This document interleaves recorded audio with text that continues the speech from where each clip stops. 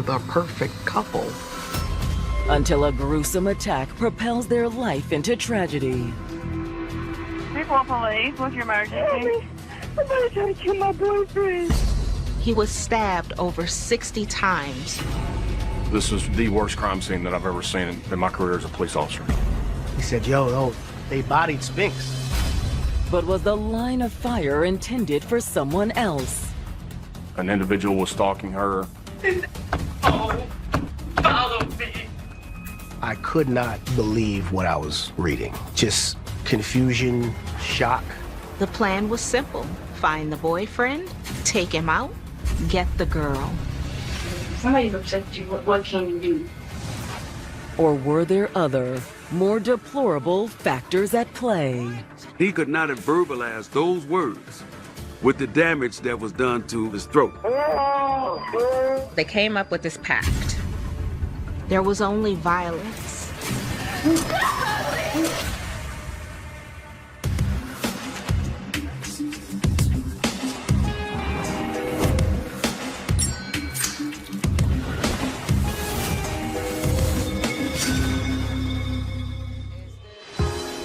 January 2010. Residents in Shreveport, Louisiana are enjoying the fresh start of a new decade. Shreveport is a wonderful place to live. It's a little laid back. We've got a lot of military influence because there's a military base in the adjoining city. Just outside Shreveport is one of the largest Air Force bases in the world. Shreveport is home of the Barksdale Air Force Base and is a place where you have friendly people and exciting entertainment. However, the lively entertainment in Shreveport can come at a price. Shreveport's very vibrant. Nightlife also comes with a lot of violent crime throughout the nights. There's continual shootings, robberies that kept the city a lot of times not very safe. Around 4 a.m. on January 17th, a night of typical Shreveport revelry is coming to an end. But one couple's worst nightmare is just beginning. Report police. What's your emergency? Somebody trying to kill my boyfriend. Am I gonna kill your boyfriend? Oh, yeah. The frantic caller identifies herself as 26-year-old Camethea Coleman. She stated her boyfriend, Brian Spinks, and herself had been viciously attacked. She said that a man came into her boyfriend's apartment and stabbed him several times. Okay, is he still there? Yes, it's everywhere. I was fighting mom. She tried to fight off the attacker, but he stabbed her too. She sustained injuries as a result, but her boyfriend, Brian, sustained much more severe injuries. 911 operators can hear Brian's voice in the background, so there's still a chance to save him if they move quickly. Oh. Baby, are you okay? Please help me. Miss Coleman calling 911 was very, very emotional and crying, screaming. Okay, I need you to calm down. We're getting police there. First responders are immediately en route to the scene. But while on the call, the operator can hear Brian's moans become faint and eventually stop. Say something! Brian! Say something to me, please! 29-year-old Brian Spinks was destined for a life of service to his country. Brian came from a military family. His grandfather was in the Air Force. My father was in the Army in World War II. Myself, I was in the Marine Corps. Brian sought to follow his father's footsteps. After graduating high school, he immediately enlisted in the U.S. Air Force. I was proud that my son decided to follow in the military footsteps of his forebears.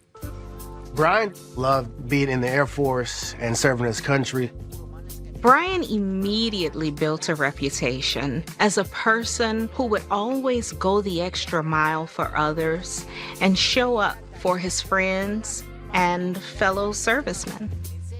No matter who they were or where they were from, Brian was a man with an open heart and open arms. Brian also prided himself on being a dedicated father to his 2 children. There's a lot on him as far as, juggling his time, but Brian really loved his kids, and he really put in a lot of effort to make sure that they were well taken care of. With his skill and reputation, it didn't take Brian long to earn a promotion to staff sergeant. Brian was well on his way, climbing the ladder of the military ranks. After almost 10 years of service, with 4 deployments and 2 tours in Iraq, Brian found himself stationed at Barksdale Air Force Base in Shreveport, Louisiana. It was there Brian met someone who'd change his life forever. 24-year-old Camethea Coleman. Ooh, man, it's chilly out here tonight. I know, right? While at a house party in 2008, destiny struck, and Brian met Camethea. She was different from any woman he'd ever met before. So you're in the military? Yeah, Air Force, Well, I love a man in uniform. The spark just kind of flew from there. Brian was immediately drawn to her. Camethea was the perfect combination of brains and sexy. I have a career in social work. It's what I've always wanted to do since I was a little girl. Wow, that's great. She attended Grambling State University, where she earned a degree. She wanted to help others in their lives, and that was something that Brian could relate to. And it didn't take Brian long to become completely head over heels smitten with her.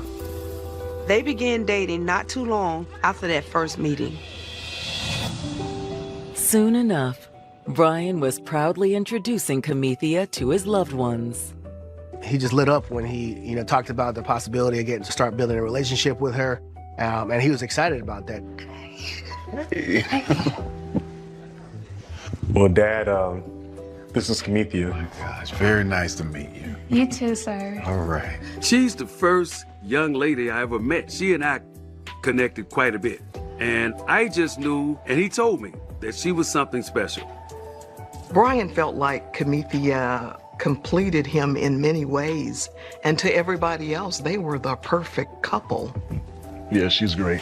We were excited for him because we had never really seen him in a real, long-term type of relationship. So I was happy that he met somebody he could potentially see a future with. I was amazed at how she lit the light bulb in him. This was the one. But now, the couple's promising future is at risk of being cut short as police and EMS race to Brian's apartment in response to a violent stabbing. They know time is of the essence if they're going to save Brian's life. As authorities arrive, they come across a grotesquely violent scene. Camethea is covered in blood, and Brian is even more blood-soaked. Camethea is crying hysterically. While paramedics attempt to revive Brian, officers tend to Camethea. They are asking if she could recall anything about the attacker so that they could, try to catch up with him before he would get too far. What is wet? What's he look like? What's he look like, man? Camethea is just hysterical. She's bleeding, and she couldn't answer any of their questions. Police are concerned there is a violent man on the loose, but with such few details, they fear he will get away. Who is this man, and why did he want to harm this young couple? After spending nearly a decade in the Air Force, 29-year-old Brian Spinks was a young staff sergeant looking forward to the bright future ahead of him. Brian just wanted to be the best person he could be, the best airman he could be, and the best father he could be. And his future looked even brighter with his new girlfriend, Camethea Coleman, by his side. Brian was crazy about that young lady. So we were all happy for him. But on January 17th, 2010, first responders had been called to Brian's apartment after a panicked 911 call from Camethea. Brian is losing blood fast. They've both been stabbed by an intruder. Man, everybody looks fine.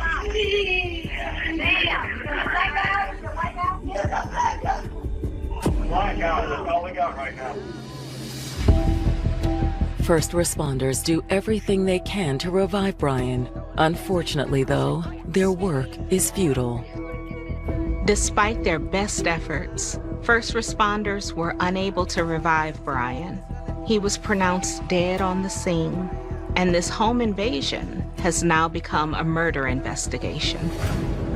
Will Camethea suffer a similar fate?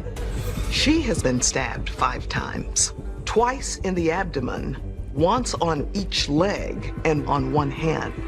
They quickly take her to the hospital for more treatment. Meanwhile, homicide detectives arrive to begin their investigation. As we entered the house and began looking at the victim, we noticed that he had received multiple stab wounds. Brian's body is covered in stab wounds, over 60 to be exact. Stab wounds all around the neck. Definitely overkill. There were multiple stab wounds on his chest and arms. But 2 wounds in particular stand out to the detectives. A deep stab wound at the base of Brian's neck and a slash across his throat. He had received a laceration from one ear to the other across his throat. Obviously, whoever did this did not intend to just rough him up. They intended to kill him. Blood spatter can be found all over the apartment. This is the worst crime scene that I've ever seen in my career as a police officer. By the looks of this gruesome scene, it's clear that the assailant was relentless. As detectives continue to process the crime scene, they find not 1, but 2 murder weapons. We noticed the 2 knives laying next to the victim. One of the knife blades was broken. Most likely, the first knife broke during the midst of all the stabbing, and the second knife was used to finish the job. As we began reviewing the rest of the residence, we noticed that there were 2 missing knives from the knife block in the kitchen, and the knives that were used to kill the victim appeared to be the same make of the knives that were in the kitchen block. But what was the killer's motive? It could not have been robbery because everything in the apartment that was valuable was undisturbed. There was only violence. Whoever had done this seemed to have a serious grudge against Brian. When the tragic news reaches Brian's loved ones, they're in disbelief. They told me that my son has been the victim of a homicide. And immediately denial set in because I started trying to differentiate. Homicide means he's dead. I didn't know the exact details other than my son was deceased, and I had to get that in to my heart some way. I had a whole bunch of missed phone calls, and one of the voicemails was from one of our friends that was stationed with us at the base. And I called him back, and he was like, he said, they bodied Spinks. He was like, turn on your computer. And that's when I saw the news article online. And it was just like, stomach dropped. I could not believe what I was reading. Just confusion, shock, sadness. As one team of investigators continues processing the scene, another begins canvassing the neighborhood for leads. Brian's neighbor tells detectives that she thought Brian and Camethea were a lovely couple, and she'd never had any problems with them outside of the occasional loud party. But last night was different. The neighbor remembered being awoken due to screaming and yelling. She was awoken by a commotion around 3:15 that morning. She heard yelling back and forth, but she really couldn't make out the words. She didn't actually see anything helpful, and neither did anyone else in the neighborhood. Except for Camethea. She was really the key to unlocking what happened. We needed to speak to Comethea Coleman immediately to get more details. And fortunately, detectives soon received word that Comethea is ready to talk. Detective Bowen, she's good to go. They are notified she's in stable condition. Luckily, her wounds are not fatal. So once Ms. Coleman was brought from the hospital, she was brought into the detective office. When detectives meet with Comethea, she is clearly still shaken up. But she says she has something very important to tell them. She says she knows exactly who killed Brian. I saw him earlier that day. Saw him riding by.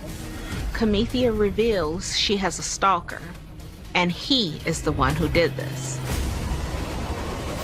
Winter of 2010, Shreveport homicide detectives are investigating the brutal slaying of 29-year-old Brian Spinks. He was stabbed over 60 times with his own kitchen knife. Obviously, whoever did this didn't intend to injure him. They intended to kill him.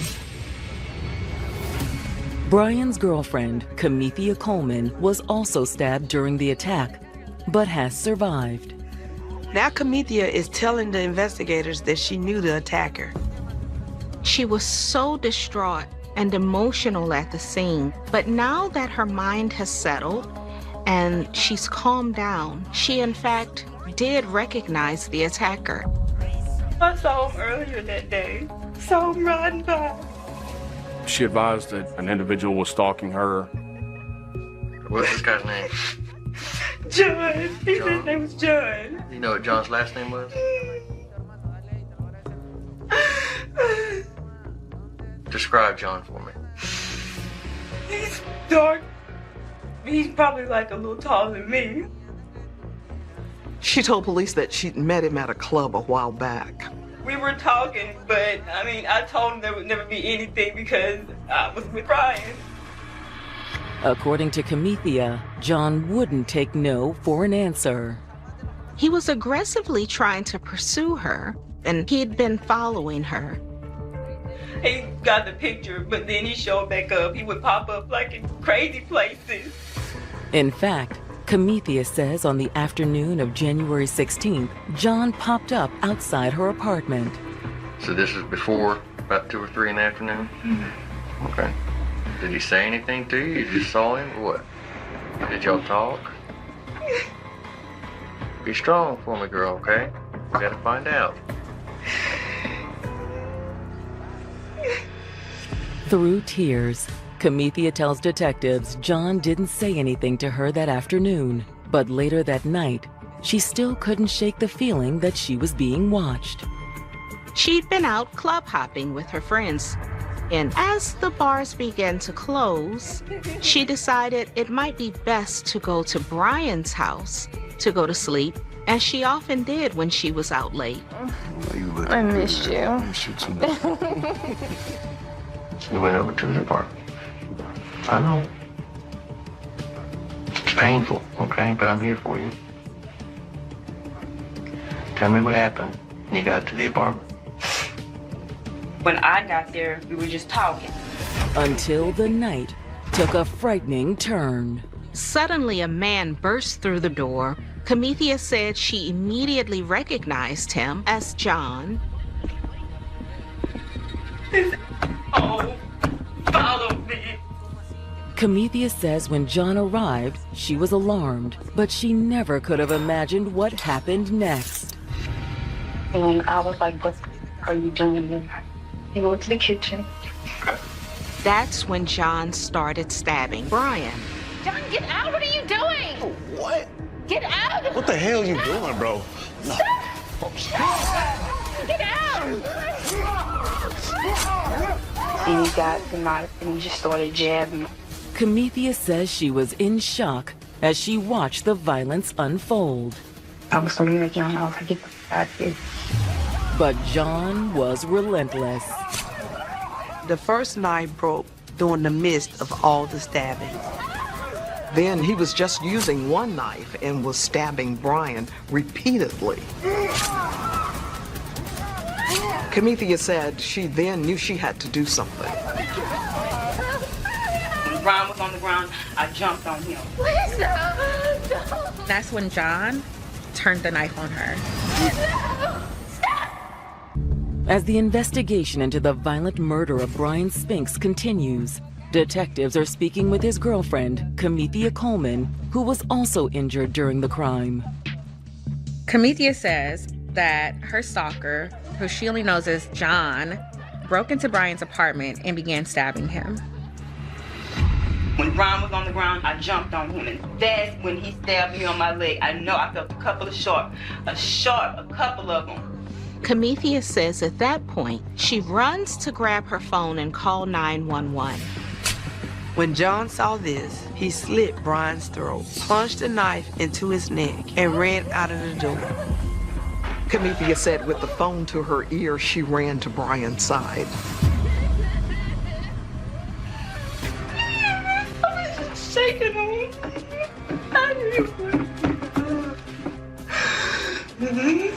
I didn't know what to do. I pulled the knife out of Brian. She removes the knife from his neck, and shortly after, first responders arrive. Based on the story that Camethea had given detectives, if John had followed her home, it's possible that it was an act of jealousy. The plan was simple. Find the boyfriend, take him out, get the girl. But detectives know they'll have to investigate further to determine whether or not this was in fact the case. In their search for more information on the couple, detectives turn to Brian and Camethea's friends, and what they discover is eye-opening. Camethea had a dark side to her. Brian had dropped some lines to me about like, hey man, she's, Kim kind of crazy. We started seeing a change in their relationship, and she was being clingy and asking more questions about what he was doing and stuff like that. What are you talking to, Brian? Talking about? Camethea always thought that he was looking for another person to be with. I'm not letting you see my ball. No, stop. Her behavior over Brian became controlling. She was becoming more and more compulsive. He'd wake up in the middle of the night, she's in his phone. She's looking under the bed, she's looking in the closet, looking for something that wasn't there. You're acting crazy! What did you just call me? Friends say, despite the tumultuous nature of their relationship, Camethea even began pressuring Brian to get married. For Brian, this was too much, and he began to feel suffocated in the relationship. Brian has a son and a daughter, and he was doing his regular Air Force job and school. And he just wanted a little time to himself sometime. So Brian decided to distance himself from Camethea. I need some space. What? I need some space. No, you can't. No, I'm you done. can't leave, No, Brian. no. But Camethea wasn't having it. There are times where we've been out and we saw Kim at different places. She was popping up everywhere. Anytime he and his friends went out for drinks, went out to the club, anything, she was there, and it was quickly becoming a problem. It was starting to sound like Camethea was the true stalker. Friends say the situation came to a head on the night of January 16th, the same night Brian was killed. It was just a regular night. We went downtown, we were having drinks, listening to music. Brian was in the club, and he was doing what they call the Texas two-step with this young lady. This young lady was the girlfriend of one of Brian's good friends, and her boyfriend is present as well. But then Camethea showed up. As soon as Camethea came face to face with the woman, all hell broke loose. What the hell do you think you're doing? Stop it. My man. They couldn't believe that she had started a fight in the club. Camethea Coleman has told Shreveport detectives that her boyfriend, Brian Spinks, was killed by her jealous stalker, who she only knows as John. But now detectives are wondering if the true stalker is Camethea. He was trying to separate himself. She was trying to control him. Brian's friends say Camithia's possessive behavior came to a head on the night of his death. Brian had gone out with some of his friends. Everyone was drinking. And then Miss Coleman appeared at that establishment. She saw Brian hanging out with another woman who was actually just a friend and completely lost it. What the hell you think you're doing? This is my man, and you better stay away from him. Camithia began screaming at her to stay away from Brian. Don't tell me to relax. Don't tell me to relax. No, I knew you was cheating on me, Brian. People were trying to calm her down, telling her to relax. We pulled her off to the side and we were like, hey man, chill out. Like, you know, we're all having a good time. He cares about you, he loves you. Just relax. Don't tell me to relax. Don't tell me to relax. Camithia had clearly gone off the handle, and it didn't go unnoticed by Brian. No. That's it. Brian. I'm done. No, you're not done. That's We're it. not done. Don't you walk away from me, Brian. It's not over. Don't walk away. Get off of me. Get off of me. He had had enough of that type of reaction from her. And I think he just was fed up with it and was like, I don't want to deal with this anymore. At that point, Brian told one of my friends, like, look, just take me home. On the ride home, Brian decided to end his relationship with Camithia for good. Brian's friend stated that he had left a voicemail saying, I am done with you. After speaking with Brian's friends, detectives think they now know the real reason Camithia went over to Brian's house that night. If Brian finally pulled a plug on their relationship, it's likely that Camithia was not there just to talk. She went to his home to confront him. At this point, Camithia Coleman has made the shift from innocent victim to suspect number one. She does have every motive to do Brian harm. They believe it's time to have another sit-down with Camithia Coleman. Investigators called Camithia in with no trouble under the guise of following up on Brian's investigation. Once she arrived, they informed her that she was now a suspect in Brian's murder. What happened last night? What I told you. You do realize that if I prove that you're lying to me,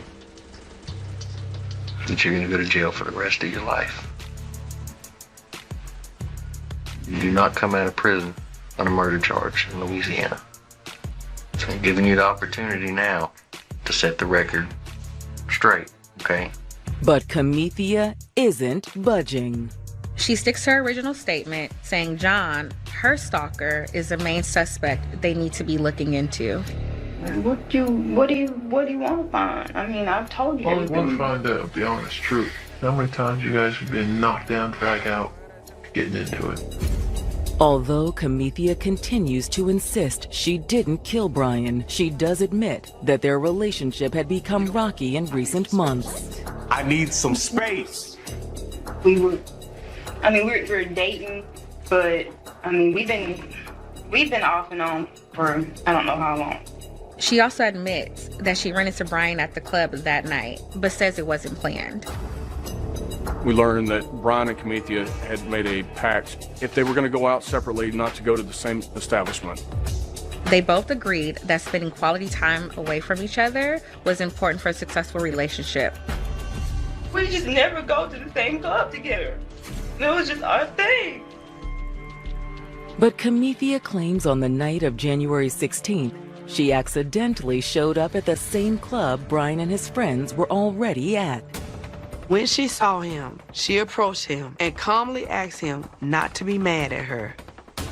I was calm. I just wanted to talk to him. But it was no use. She said that Brian was livid. You keep doing this. I need you to... He was like, why were you there? And he was pissed. He was mad at me. She advised that she had gone to the apartment to talk to Brian to try and calm things over because of what happened at the club, trying to work things out with him. But Brian was not having it. I told you, you don't listen. Camithia says he began squeezing her hand very hard and it hurt. Go. He just because he told me. I told you not to go. She claimed that Brian grabbed her throat with one hand and started choking her. Camethea says she was eventually able to free herself. You jerked away. She says she was trying to get out of his apartment immediately. She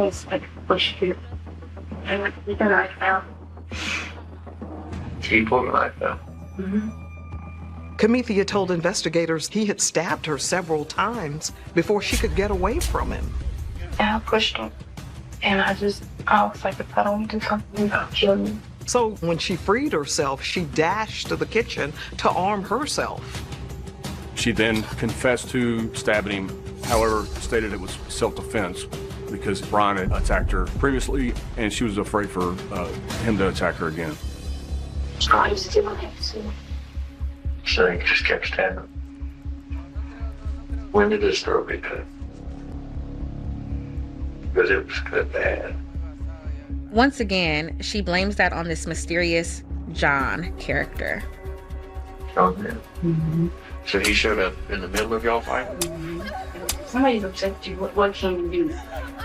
Camethea stated that in an attempt to protect her, John took the knife away from Brian and began stabbing him harder and deeper.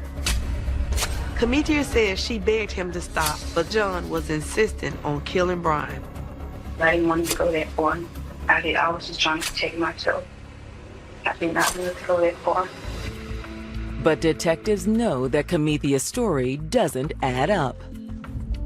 All of the evidence collectively was telling that Camethea was the likely murderer, and John the intruder didn't exist. At this point, Camethea realizes she's in hot water, so she decides to lawyer up. Can I get an attorney, please? That's what you want. Time now is 09:21. Ms. Coleman is requesting an attorney. All tapes will be stopped at this time. Regardless of Camethea's new story, investigators have enough to arrest her and charge her with Brian's murder. But will justice ever be served in this case? Camethea pleaded not guilty due to reason of insanity. She was definitely putting on a show. I never saw any remorse, any I can't believe I just did this to the person I love, or any kind of apologetic demeanor in her. I don't know what kind of mental state she was in trying to deal with what she had done, but initially, yeah, it was just a range of emotions of what could we have done differently that night. And, you know, wondering, you just wonder, like, what the hell was she thinking? What was going through her mind? What caused her to flip like that? In January of 2010, Shreveport investigators have Camethea Coleman in custody for the murder of her estranged boyfriend, Brian Spinks. When I found out that she was under arrest for this, the shock just got it was more amplified, because this was somebody that he cared about, that we thought cared about him. The commanding officer called me and he said, she's the one that did it. I said, no way. There's no way. He said, yes, no way did she do it. Yes, she did. Even with Camethea behind bars, investigators are still discovering additional evidence against her. A forensic medical examiner studies both Brian's autopsy report as well as Camethea's medical records from the night of the murder. What they determined was that Camethea's 5 stab wounds were self-inflicted. Investigators can only assume that Camethea stabbed herself to make it look like she acted in self-defense. And in the months leading up to trial, Camethea continues going to extreme lengths to avoid taking responsibility for Brian's death. Camethea pleaded not guilty due to reason of insanity. She stated that she'd blacked out and was completely unaware of what she had done to Brian. And in July of 2011, she was found to be mentally incompetent to stand trial. It takes more than a year from Brian's murder for Camithia to undergo enough psychiatric treatment to be deemed fit for trial. She went to 3 different doctors for competency. And one of the doctors said that she was malingering, that they kind of knew that, that she was acting as if something was wrong with her when there was nothing wrong with her. She was definitely competent and was putting on a show, basically. On April 23, 2012, Camithia Coleman finally stands before judge and jury. Camithia stands by her plea of not guilty due to self-defense. She claims she was in a very abusive relationship with Brian, and that night was only the last in a long history of violent nights. Brian was the opposite of violent. When her defense started saying that, we knew it was way far from the truth that any of that would have ever taken place. We were all in pain, watching them trying to make my son into a woman abuser with no evidence. She never told anybody she ever got hit, no scratches, no bruises, no reports, no nothing. When it's their turn, prosecutors describe what they believe actually happened the night Brian was killed. They believe that Camithia went to confront him about the incident at the club. Please, no, I just Kim, want to. no, Kim, I am done. I just want to talk to you. Talk about what? Kim, No. it's over. Brian said that things are over, and that's when she decided that if she couldn't have him, no one would. Prosecutors believe that once Brian's back was turned, Camithia grabbed a knife from the butcher's block and stabbed him in the back. Sick and tired of this. They argued that then Brian stumbled into the living room where Camithia continued her vicious attack, stabbing him so many times that the knife broke. Camithia could have stopped there. But she went back and retrieved another knife after the first steak knife was broken. And she continued to stab him and stab him and stab him. And then when she felt like Brian wouldn't survive, she called 911 to appear like a concerned girlfriend. Somebody's trying to kill my boyfriend. However, Camithia didn't expect Brian to start speaking when she was on the phone with 911. Concerned that he might say something that gave her away, prosecutors believe that then, with one final push, Camithia inflicted the fatal wound to Brian's throat to keep him quiet. During the trial, the coroner pointed out that Brian could not have verbalized those words with the damage that was done to the front part of his throat, which means that damage was done to his throat after she made the phone call. Prosecutors believe that in order to sell her self-defense claim, Camithia turned the knife on herself and made up the bogus story about John the Stalker to lead police off her trail.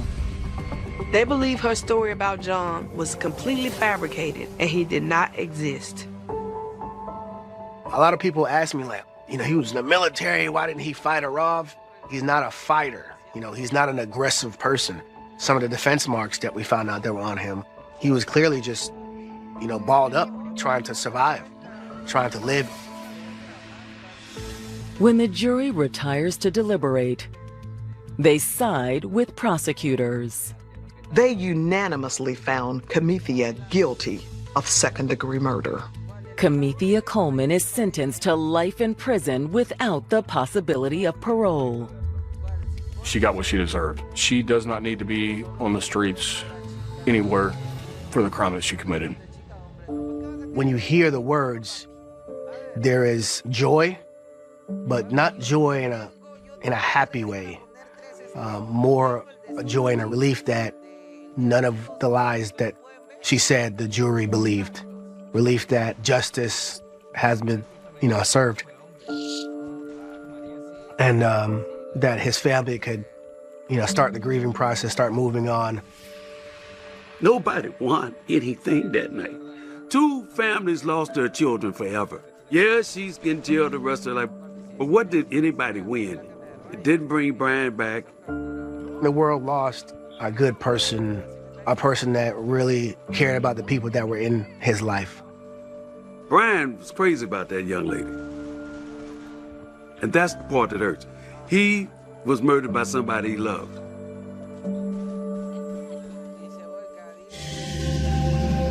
Intellectual young men demanding change. Che Guevara says they're giants, but they have feet of clay. Huey was the political genius. Bobby was an organizational genius. Huey was the ideologue of the party. He was the person who articulated what did we stand for. Bobby was much more hands-on, down to earth. Bobby could break it down. Am I under arrest? Take your hands off me if I'm not under arrest. We broke that notion of fear. We decided we'd rather die than have this type of abuse. It was probably the greatest effort on the part of black people for freedom ever made. Their efforts made them targets of the establishment they were fighting to overthrow. They said that he had a gun, but he never had a gun. Bobby Seale was bound and gagged like a slave.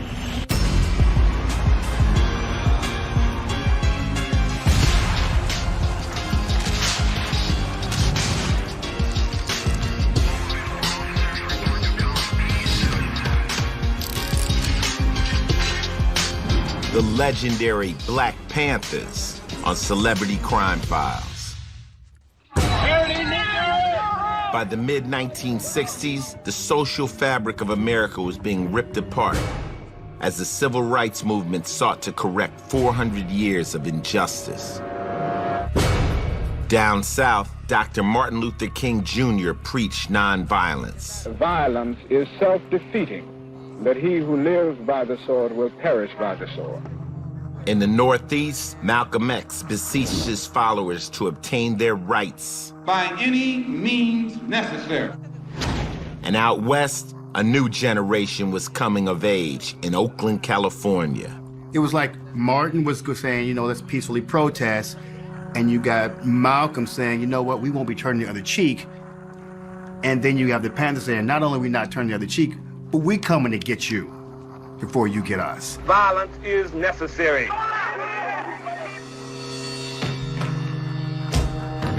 These racist Gestapo pigs have to stop brutalizing our community, or we're going to take up guns, we're going to drive them out. We're going to show them how hot it gets in these United States before this is over. We saw that there was a great need to create an entity that would not only answer questions about why things were happening the way they were, and also the main thing initially, to stop police brutality. No stranger to law enforcement, Huey P. Newton, an inquisitive and ambitious transplant from Monroe, Louisiana, had been arrested on several occasions. What was unique about him is that he had access to a lot of other ideas. He was able to analyze it in terms of how capitalism works, how colonialism works, how racism works, and he was able to put the pieces together. He was able to really expand his vision and his critique of what was happening. While studying at Merritt College in 1961, Newton met a kindred spirit and soul brother in Bobby Seale. Bobby Seale had the street lingo, he had the language, he had the flavor. He knew how to get people to feel what he's talking about and what Huey's talking about. So they really, in a sense, needed each other. When Malcolm X was assassinated, Bobby Seale and Huey Newton felt as though the time for talk had come and gone. It was time for action. There was a lot of people turning against Martin's message of nonviolence because they felt like, okay, we got a few victories, but I'm still getting my ass whooped by the cops. We wanted to make a change. We didn't want to go through that same BS our parents went through. Huey and Bobby founded the Black Panther Party for Self-Defense on October 15, 1966. And whenever the people disagree with those political decisions, the racist power structure sends in guns and bullets to see that the people accept those political decisions. But we are here as revolutionaries to let them know that we refuse to accept those political decisions that maintain the oppression of our black people and other people in the world. The central tenets of the Black Panther Party for Self-Defense were outlined in a 10-point program. The 10-point program covers all the basic needs and demands of the black community, and is summed up by point number 10. We want land, bread, housing, education, justice, and peace. Bobby and Huey set up shop in North Oakland. Good morning. Good morning. I can't hear you. Good morning. They established political education classes, hot breakfast programs, free medical clinics, legal aid, and of course, self-defense training. The breakfast program spread across the country like wildfire, and the federal government was eventually so embarrassed by the Black Panther Party's Breakfast for Children program that it created the National Free Breakfast and Lunch Program. I used to rehearse at this location that was off of East 14th across the street from Quickway. And I used to, come to some of the free breakfast programs and everything. This is around 73, I think 74. All those programs represented the fact that we could make it happen ourselves and not be dependent anymore on a slave master who had his foot on our neck, who had no relationship to us and didn't care whether we lived or died. It was all the things that we did. Not what we just said, but we actually made it happen. As the Black Power movement gained traction, the Black Panthers adopted a uniform of black berets, black leather jackets, and black pants, and they proudly carried firearms in public. We must arm ourselves. We have to put a shotgun in every door, from city to city, from state to state, across this racist nation. And this notion of self-defense had long been something on my mind. That if someone comes and attacks someone you love, or a group of people you love, you don't stand there. We had to do something. And that we were willing to lay down our lives for my parents, my brothers. According to California law at the time, any citizen could carry a loaded weapon as long as it was not concealed. The Black Panthers used this right in order to police the police. So Huey Newton and Bobby Seale began these community patrols with shotguns and with law books as a way to demonstrate to the community their right to self-defense, but also to demonstrate to the cops, we understand the law. They would open the law book and read to them their right to bear arms, and also read to the people who were being arrested their rights. You said you were sitting on the jail property with a loaded gun. I was sitting on a public sidewalk on a public area where, by the Second Amendment of the Constitution of the United States, one has the right to bear arms. The police were not happy about that at all. It proved, first of all, that there was brutality. It also proved we're not scared of white people. Have my baby in one hand, my gun in the other, and walking up to some hunky, all hunkies, saying, I'm here, This is not black people sitting down and wearing hoodies and thinking this is the way we're going to protest a murder. This is a black man that says, I have a shotgun, and when I see you, if you roll up in our neighborhood, you're going to have to deal with me and my shotgun. Not me and my rhetoric, but me and my shotgun. And the Black Panther Party put their fist in the air. Like, we ain't going to take any longer. And we're willing to fight for our rights. Bring it on. If you want war, let there be war. This is what we're saying. Is that clear?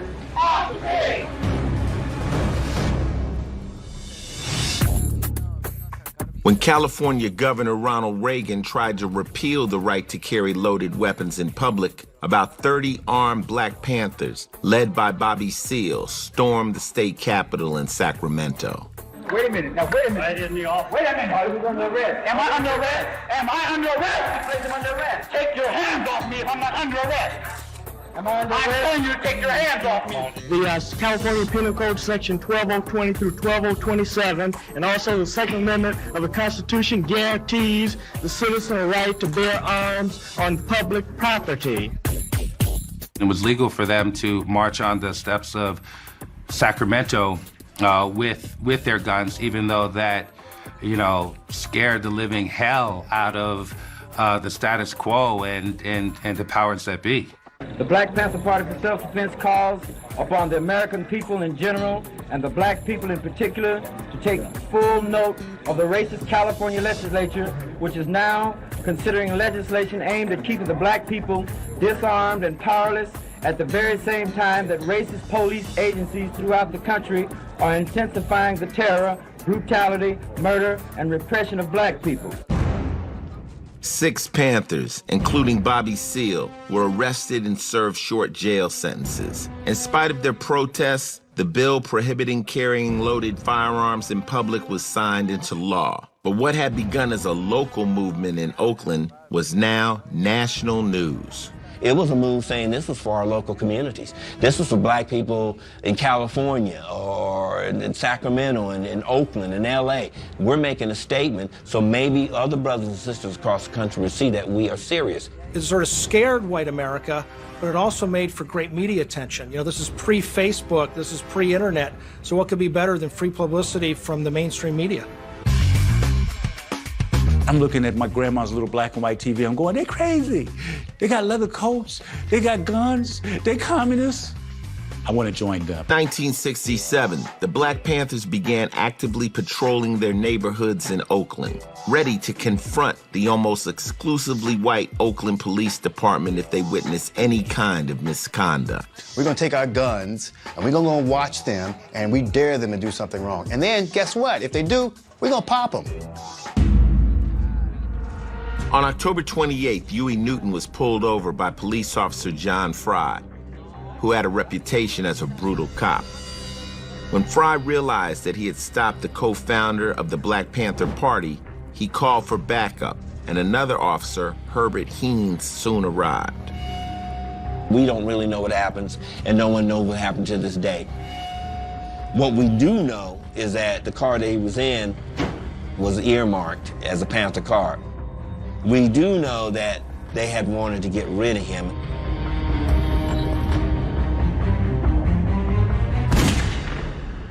John Fry was shot, Huey was shot. Another police officer named Haynes was wounded. They said that he had a gun, but he never had a gun.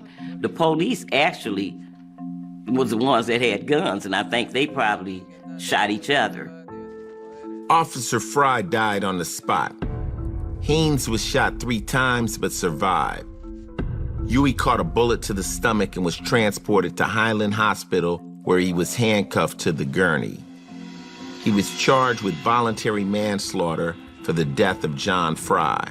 Later, investigators showed that all bullets were police issued. And we surrounded the hospital, about 100 or more of us, plus standing there outside the hospital, demanding that the police not, harm him, demanding that we're watching you, basically, we're here. In my case, it's definitely a confrontation between the police department in particular, between the establishment and the colonized black people in general.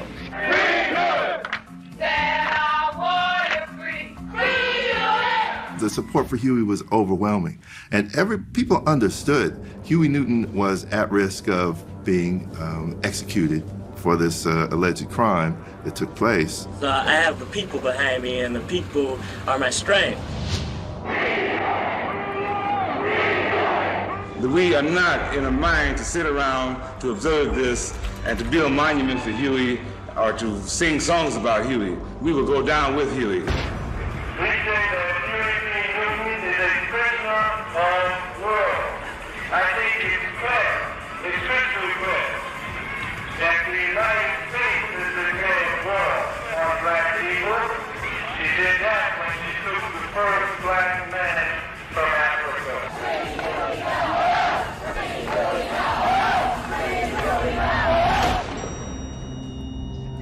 While Huey stood trial in Oakland, Martin Luther King Jr. was assassinated in Memphis, Tennessee.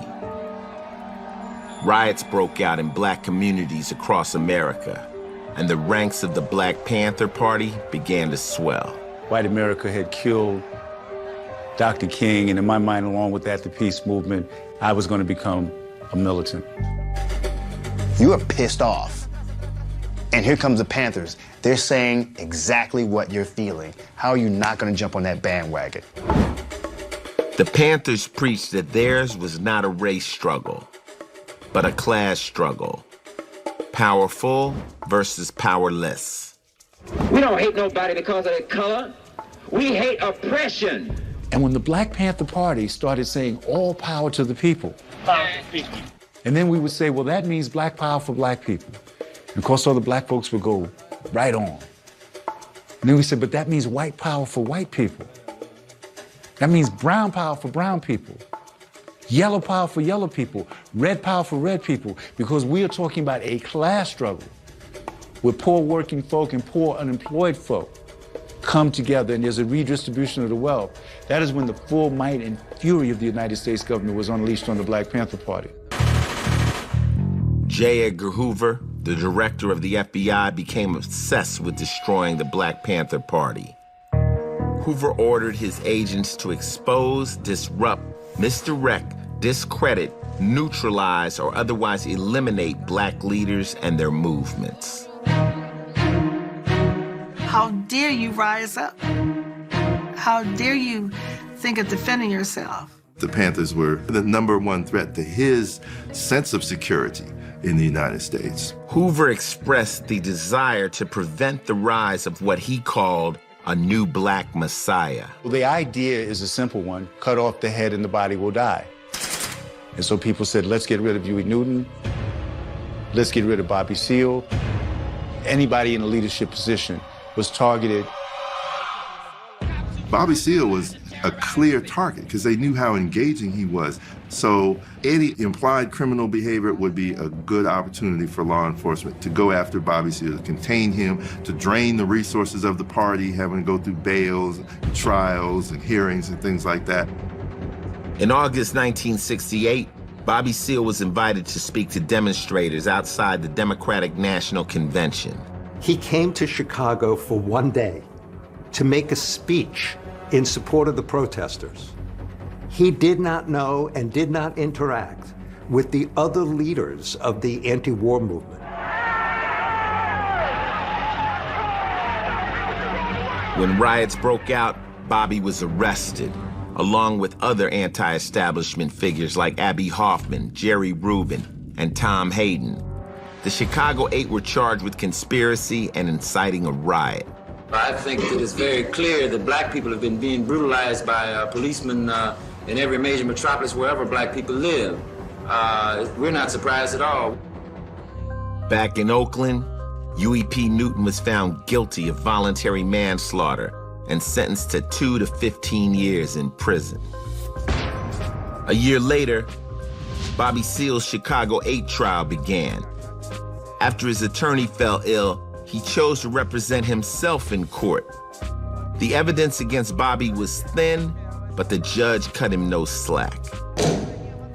Bobby would stand up and object every time they mentioned his name in the proceedings.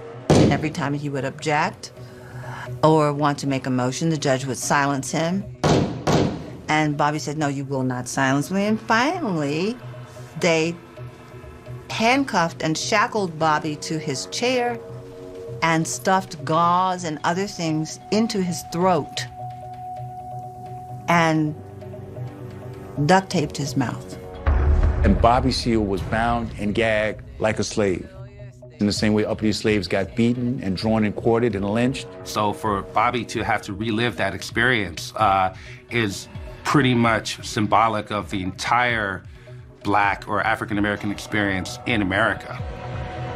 The conspiracy and incitement charges were eventually dropped. Still, Bobby was convicted of 16 counts of contempt and awaited sentencing. The FBI's efforts to destroy the Black Panther Party were in full effect. We got followed. Our phones were bugged. We were harassed continually. We were stopped not for any particular reason. We were always this close to death. In 1969, the founders of the Black Panther Party, Huey P. Newton and Bobby Seale, were in trouble. Huey was serving time for voluntary manslaughter. Bobby was waiting to be sentenced for a contempt conviction in his Chicago 8 trial. But their message was spreading. Everybody was young and black and angry and halfway conscious, wanted to be in the Black Panther Party. Chapters began opening up all over the U.S. The president of the LA chapter was Bunchy Carter. He had been the leader of the Slawsons, which was the largest street organization or gang in America other than the Keystone Nation in Chicago. And Bunchy came in with all these people, these guys with guns. Bunchy and his right-hand man, John Huggins, and anyone in their circle were targeted by the FBI.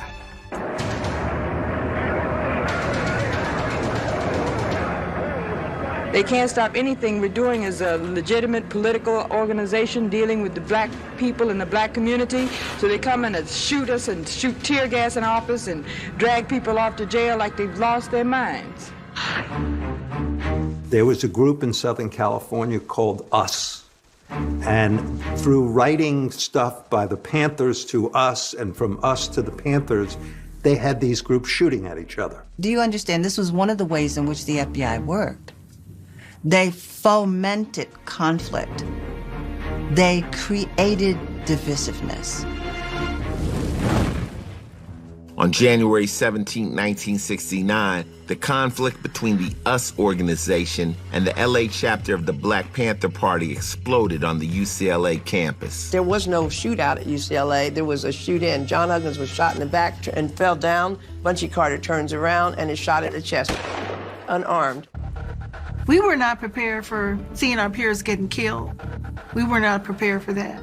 2 young men, brothers, were arrested for conspiring to kill them. The 2 that were arrested, tried and convicted of killing John and Bunchy did not pull a trigger. The FBI took credit for those killings in memos because they caused the dissension between us and the Black Panther Party. Erica Huggins was married to John Huggins at the time and had just given birth to their daughter 3 weeks earlier. An informant, a year and a half after John and Bunchy were killed, got a message to me through a friend and said, "Can you meet with me? I can't sleep at night. Your husband and Bunchy Carter should not have been killed, but the FBI orchestrated it." I happen to know because I was in that office. Among the rank and file of the Black Panthers, Erica Huggins, now a widow, relocated to New Haven, Connecticut and opened a new chapter of the organization. But the FBI were not done with her or Bobby Seale. While Bobby was in Chicago, they thought of another murder case for him in New Haven. Bobby had came to New Haven, spoke at Yale University, was in town for less than a few hours before he went back to New York. But they said while he was there, he gave orders for this particular person to be killed. On May 19, 1969, members of the New Haven chapter of the Black Panther Party kidnapped fellow Panther Alex Rackley. They all thought Alex Rackley was an agent. He was not an informant. This is me speaking. I do not believe Alex Rackley was ever an informant. There was a guy named George Sams who was a paid informant who just fingered this guy and said he's an informant. Now, George Sams was the informant. And so George Sams is the one who initiated this whole operation. A lot of times it was the government agent who was encouraging some kind of a direct action.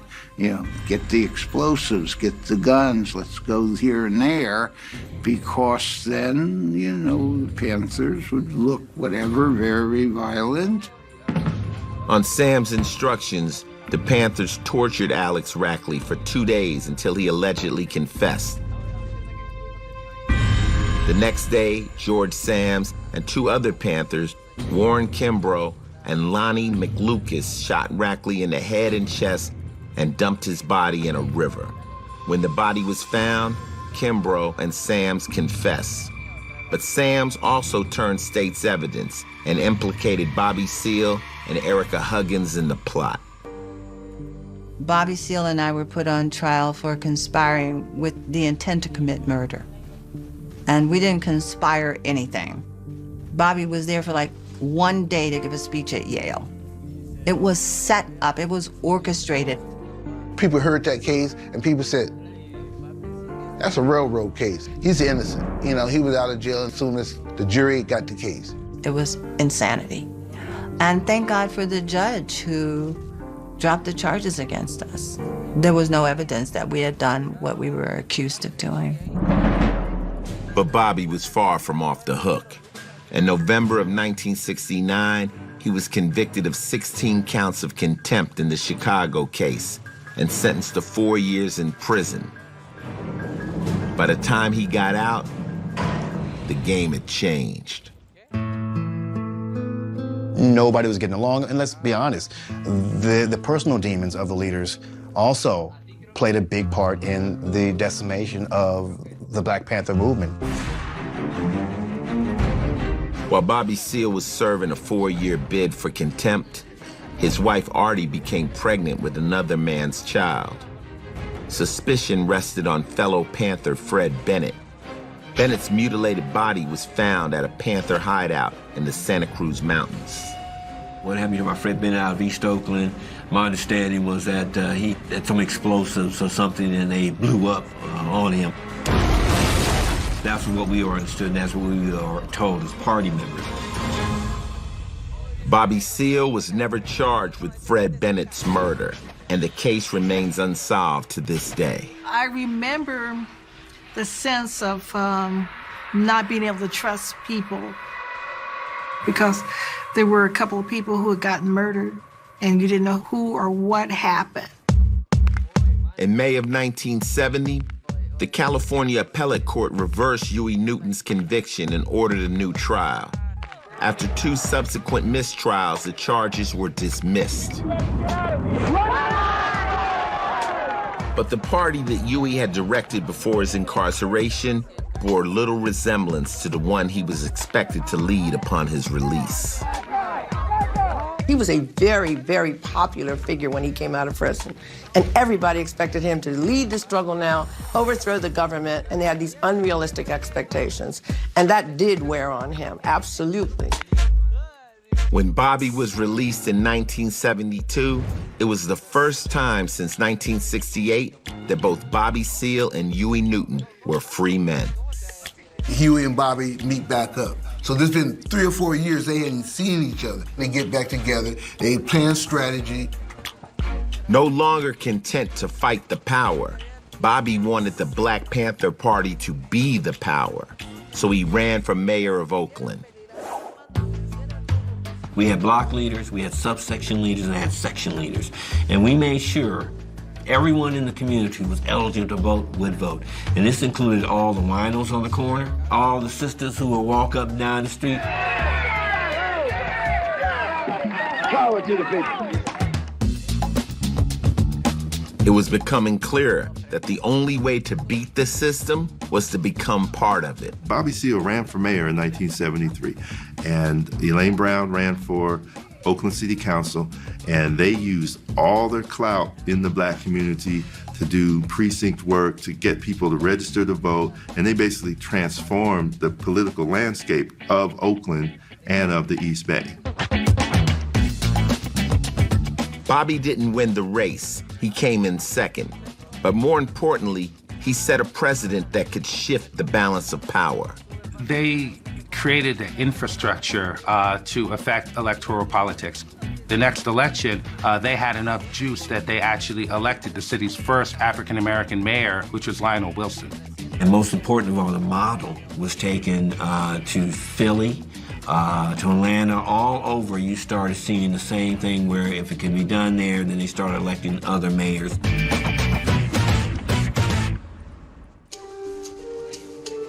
But while the message was spreading, the party's founders, Huey Newton and Bobby Seale, found themselves at odds. There was a difference of opinion and a difference of direction as far as what direction the party should go in.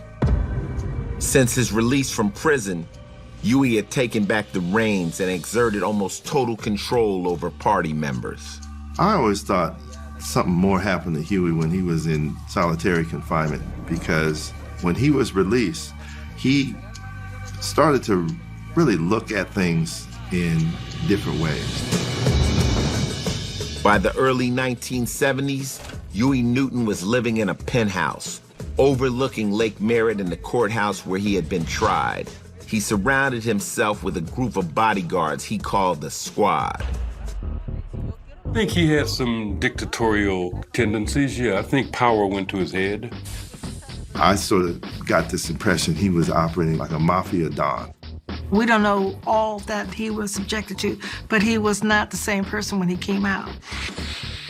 Huey did have a problem with drug abuse, particularly cocaine, some alcohol. He's not a person who walks on water, you know. He's just a human being like everybody else. Huey and the Squad allegedly began to shake down local businesses, extorting protection. There were also suspicions that Huey was trying to take over the action from Oakland's drug dealers and pimps. Attacks on people who disagreed with Huey and the Black Panther Party became more frequent. They beat me up very severely, yes. Put me in the hospital, and I was out of work for a year because of that beating.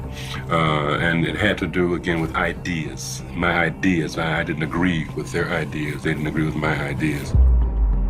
It's rumored that Bobby and Huey got into an argument about a potential Panther movie, and Huey had his bodyguards beat Bobby down. Whatever happened between them, Bobby ended up leaving Oakland and distancing himself from the party. Bobby feels at this time, he always tells people, well, the party ended when I left the party. And you might hear that from other party members, but no, it didn't. Things went on, and a lot of the programs still survived. A lot of the ground level work was being done by people that, you know, didn't necessarily need Bobby's leadership anymore. And so his role was tenuous at that point. And it would have been, by 1974, you know, Huey's level-headed leadership was needed more than ever, and people got less than ever. Huey remained in control, but ran into trouble again in August of 1974. In this case, he was accused of driving by some street prostitutes on San Pablo Avenue, and one of them called out, "Hey, baby." He didn't like that. That was the allegation. And he came out and shot her. Baby? That was the testimony. He denied doing it. They didn't have a good ID on the shooter. They had a good ID on the car. The case, it stunk from the go. The prostitute, Kathleen Smith, died 3 months later. Huey was charged with murder, but was able to make bond and stay out of jail pending trial. Then Huey was accused of having pistol whipped his tailor, Preston Callens. The allegation was that he got mad at him one day when the tailor was over there to measure him for some clothes. Huey was alleged to have gone off on the tailor and just beat him to an inch of his life with a gun and then had him dumped on his doorstep. With 2 cases pending against him, Huey Newton fled to Cuba in October 1974. But after 3 years in exile, he returned to the U.S. to stand trial in both the Smith and Callens cases. Right before a key hearing, 2 Panthers tried to break into a duplex in Richmond, trying to kill the witness in the murder case. They went in the wrong unit. An old lady in there started shooting at them. One of the Panthers was killed, left in the driveway. The other was wounded. It looked terrible for the Panthers because it did seem like it was an attempt to take care of that murder case by killing the eyewitness. After 2 trials and 2 deadlocked juries, the prosecution decided not to retry Huey for the murder of Kathleen Smith. At the Taylor's trial, Preston Callens recanted his testimony and said he did not know the man who had beat him. Huey was acquitted of the assault. By this time, however, it seemed as though the party's time had come and gone.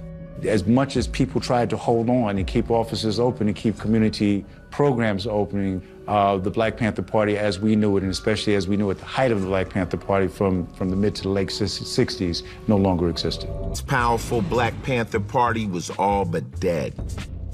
The demise of the Panther Party I attribute directly to the FBI's counterintelligence program.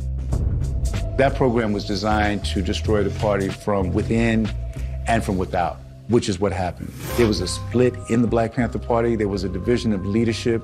There was distrust that was fueled by letters, by phone calls, by informants, by false evidence. And there was the ongoing attacks, the shootouts, the raids, the frame-ups that destroyed the Panther Party.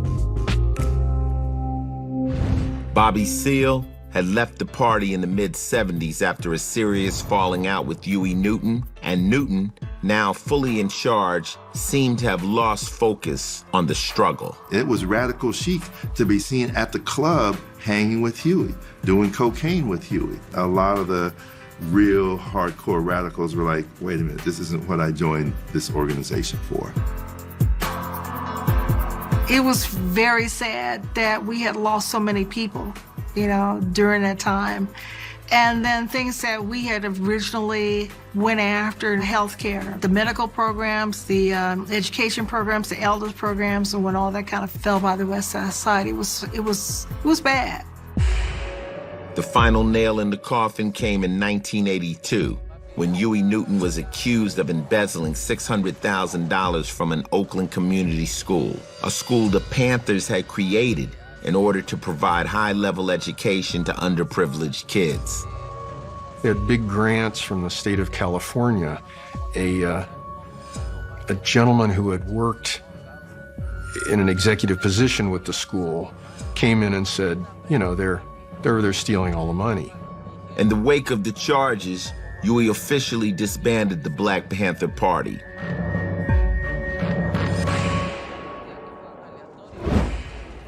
Throughout the 80s, Huey remained a powerful public speaker, but struggled to stay clean.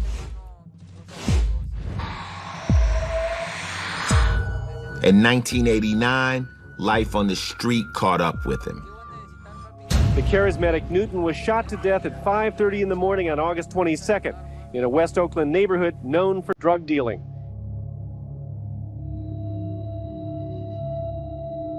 The entire city stopped, and it was as if a head of state had died. His death stopped everything in the Bay Area that day. I'd never forget it. First of all, I was so sad. I wasn't just sad because, it's like, he's Huey. You could actually kill Huey. I was so hurt that Huey Newton would be taken down as such a petty little thing by a petty little irrelevant Negro now dead. Let me tell you why it was sad to know that this amazing leader fell victim to that situation, because you just saw him as a superhero.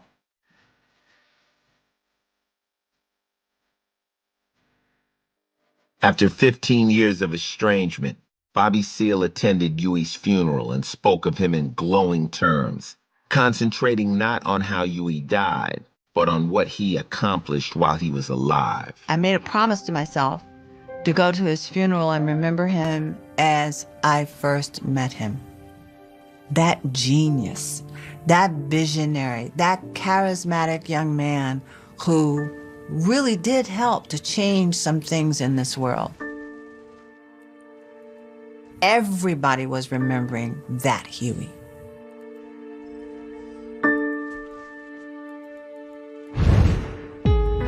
Since leaving the party, Bobby Seale has become a professor, recently returning to the Bay Area to work with youth groups.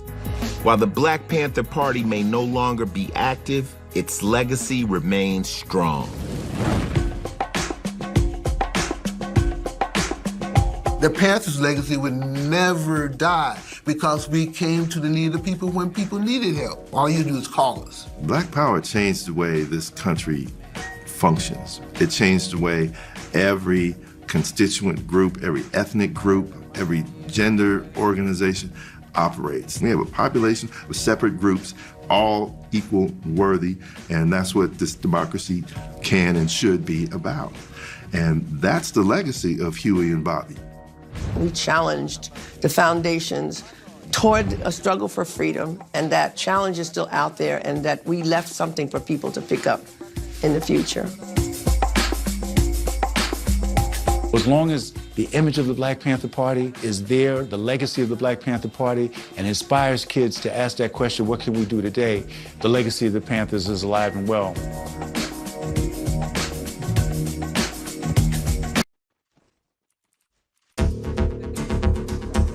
Miami, a city renowned for its breathtaking beaches and vibrant nightlife. A place where the sun never seems to set on the beautiful people and glamorous lifestyles.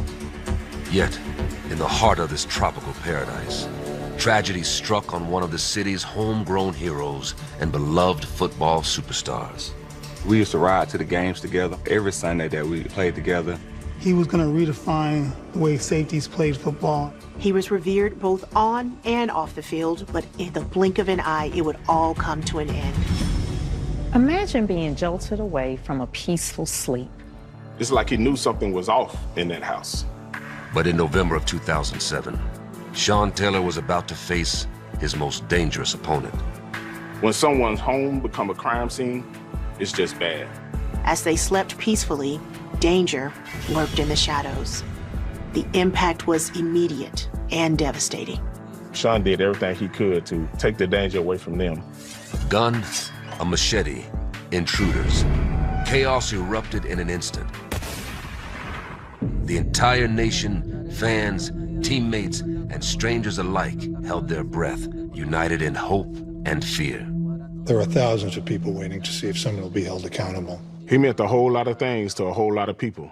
A young, promising life lost, a family broken, and a community and fan base in mourning.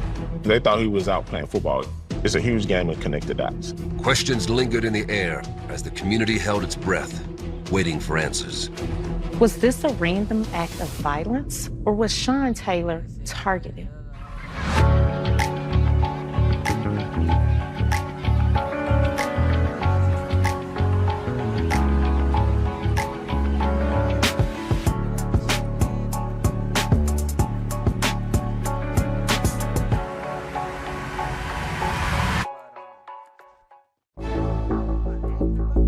November 27th, 2007. Tragedy strikes in the posh neighborhood of Palmetto Bay, Florida, a beautiful beach city that rests just 30 minutes outside of Miami. What's normally a serene, tight-knit community for families in search of rest and relaxation quickly turned into a small town of terror for 24-year-old Miami native and NFL superstar Sean Taylor. Sean Taylor grew up in Miami, Florida, where he faced a pretty challenging upbringing. Football became his escape and his passion, leading him to excel in high school and eventually at the University of Miami. He was loved and cherished and respected throughout the NFL and his community. But Sean was a caring guy, would give you anything that you wanted. The challenge of balancing life, it's just hard. As a native of Florida, Sean bounced between his mother and father after their divorce. By age 11, he lived with his father in a community that sandwiched areas of sheer violence. And although Sean chose football as his means of escape, some of his friends viewed it as an opportunity to ride the coattails of his success. He faced a pretty challenging upbringing. As a lot of young men may find themselves in compromising situations with their friendships, Sean was no different. He struggled initially with releasing himself from some of those more negative influences as he started to take football more seriously. You can pick your friends, you can pick the people who you care about and want to be around you, but you can't decide what other folks are going to bring into your life. Sometimes he might not have had the best associations or friendships, and all of that stems from childhood, your friends that you don't want to let go of. Though sports were a way to escape the violence that permeated his surroundings, it was inevitably people from Sean's past that created major conflict for his future. You have to recognize that there's a lot of pressure on you to perform, so that's some of the biggest things that you kind of battle. Despite his efforts to not conform to his environment, Sean fell short and faced a series of brushes with the law, including being held at gunpoint playing a pickup game of basketball, to being arrested by Virginia State Police and charged with driving while intoxicated and declining to take an alcohol, blood, or breath test. Coming up in that kind of situation that he was in, seeing the crime that he saw, but always having a practice to go to, always seeing people that look like him not participating in those kind of things, and gave him something to strive for. Sean was the type of person that he was how he was. You probably wouldn't see him out. I think in the 2 years I was with him, Sean probably went out with us 5 times. And everybody was surprised that he wouldn't really drink. He was just to himself, and just, you never knew what Sean was thinking. And you wasn't gonna ask no questions. And although the first round 5th overall Redskins pick from the University of Miami was released on a $5,000 personal bond in the summer of 2005, Sean found himself once again making headlines for something other than football. After reports surfaced of 2 of Sean's ATVs being stolen in Miami, being the Florida boy he was, Sean didn't hesitate to take matters into his own hands. In June 2005, after an altercation with several young men in a West Perrine mall, Taylor's GMC Yukon Denali and a friend's home were sprayed with bullets from both an AK-47 and a semi-automatic pistol. And although the shooters were never identified, the news regarding Sean's involvement was daunting.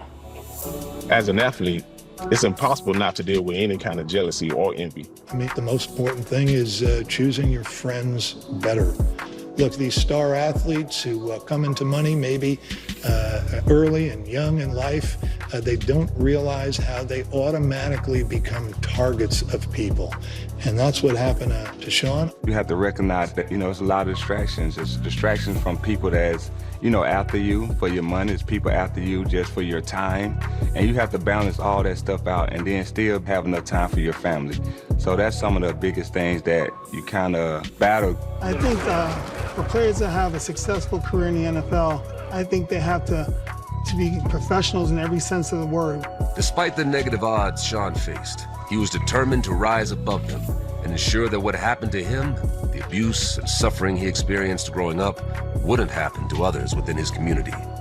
Yet, while working hard to develop a winning NFL edge in the game, Sean also worked hard to clean up his rather unsavory reputation on and off the field.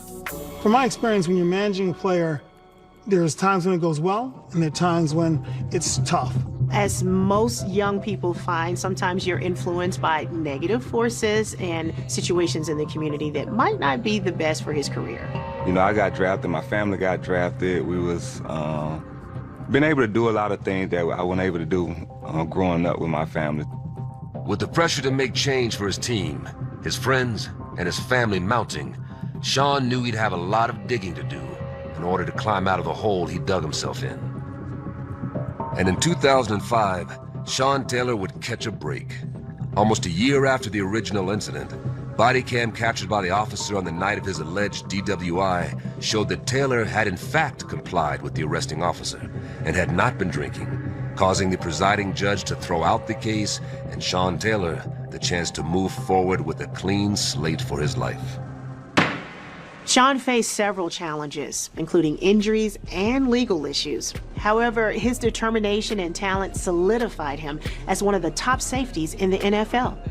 The challenge of balancing life on the field, it's just hard. Sean was such a big part of our team. But being that we play in the league and being that it's so much that goes on and it's nonstop, we had to move on. For a lot of players, football is a stepping stone, but for Sean, it wasn't. It was the next step in the journey. Although the DWI case against Sean Taylor and the other slew of negative events that followed were now in the rearview mirror of his life, by the spring of 2006, Sean was not only breaking and setting records in the NFL, he and his longtime girlfriend, Jackie Garcia, turned the page to a new chapter in their lives, welcoming a baby girl they named Jackie Taylor. Sean's personal life, including becoming a father, brought significant changes. He began to focus more on his family and show signs of maturing both on and off the field. Sean was a loving father. He had a little girl. We had a girl around the same time. She was a little older than mine, so we experienced that going through fatherhood and playing on the field, especially being with top 2 picks back-to-back years. I think whenever anyone goes through a rough time, whether you're an athlete, whether it's a co-worker, whether it's someone you're managing, I think there was a sense of unity that brought family and friends together.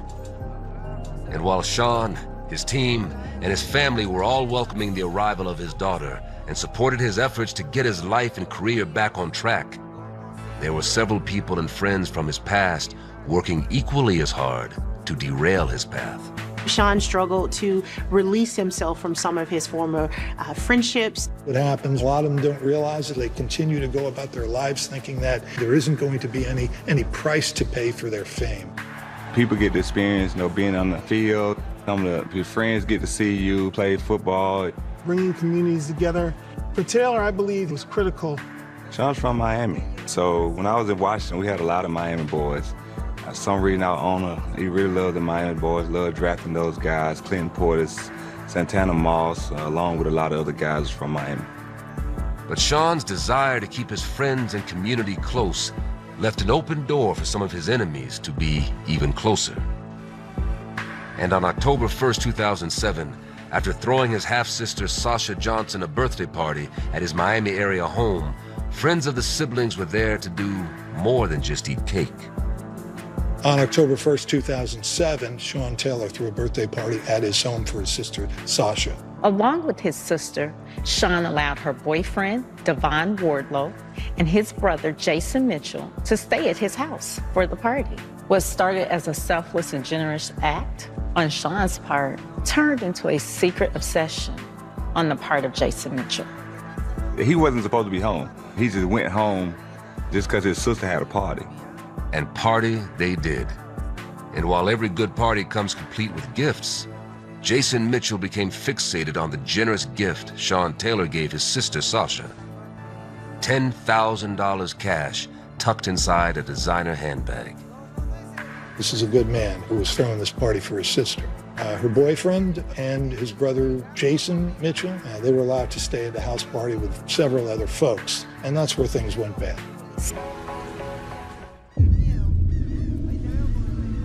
October 1st, 2007, Washington Redskins star Sean Taylor threw his half-sister Sasha Johnson a lavish birthday bash at his home located within a posh community just outside of Miami, Florida. What started off as a night of good friends, food, and fun quickly turned into an evening full of envy, jealousy, and greed as guests of Taylor and his sister Sasha used their night of celebration as a way to plot a high-stake burglary. Along with his sister, Sean allowed her boyfriend, Devon Wardlow, and his brother, Jason Mitchell, to stay at his house for the party. As an athlete, it's impossible not to deal with any kind of jealousy or envy. He decided just to go home that weekend to check on his sister, and then that ended up happening. Her boyfriend and his brother, Jason Mitchell, they were allowed to stay at the house party with several other folks, and that's where things went bad. Lured by seeing thousands of dollars in cash inside Sean Taylor's home, the then teenager masterminded a sinister plan. Just 4 days after Sean surprised his sister with a party, a purse, and $10,000 in cash, Jason Mitchell plotted to not only get in on the action, but took advantage of Sean's generosity by trying to rob him of the cash he assumed was still in the house. There's a lot of people that's after you for your money. It was during football season when this happened. What happened here, not because of anything Sean Taylor did, but because his sister surrounded herself with the wrong people. This was just supposed to be a home invasion. But instead of scoring a slice of Sean Taylor's financial pie, Jason Mitchell came up short when attempting to take the money he'd seen Sasha receive as a gift from her brother. And after being a guest in Sean's house and privy to where he kept his safe, jewelry, and other prized possessions, Jason knew that while Sean was away traveling with his team during football season, he'd have another shot at getting it right the second time around. And this time, he'd enlist a crew to help. But just when Jason thought the coast was clear, their plans were suddenly derailed. On November 11th, 2007, during Week 10 of the NFL season against Washington and Philadelphia, Sean Taylor suffered a devastating knee injury that not only took him out of the game, it also took him off the team's schedule while he worked to rehab his injury. Whenever there's an injury, we always want to get a second opinion. That's not even a question. It's just something that we do. The next step is making sure that if there's a surgery that needs to be done, putting that athlete in a position to recover to well better than their current situation. It was my second year. I had tore my ACL. I was rehabbing in Alabama and going back and forth from Washington to Alabama. I heard the news. I think he was hurt too. And so we was talking because we was off and the team was leaving to go to play another game. While the team advanced to the playoff season, Sean was back at home in Miami, nursing his injury. And although news of his injury made its way through the sports world, back in Miami, Jason Mitchell and his newly formed crew were clueless. Taylor, who was thought to be with his team, was home with his fiancée, an 18-month-old daughter.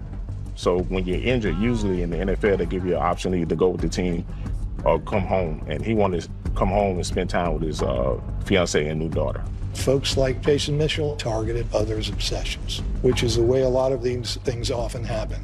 Each one of these guys were from the neighborhood that Sean grew up in. There was only 1 degree of separation between him and all of them, which really makes this just sad.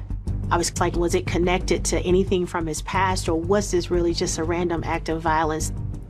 Although Sean Taylor and his half-sister Sasha were oblivious to the dangers they'd exposed themselves to when they invited her boyfriend Devin Wardlow and his brother Jason Mitchell to the party Sean threw for her, they were also aware that prior to his injury, and while the family was away at one of Sean's games, Jason Mitchell attempted to rob Sean for money he thought was in the house once before.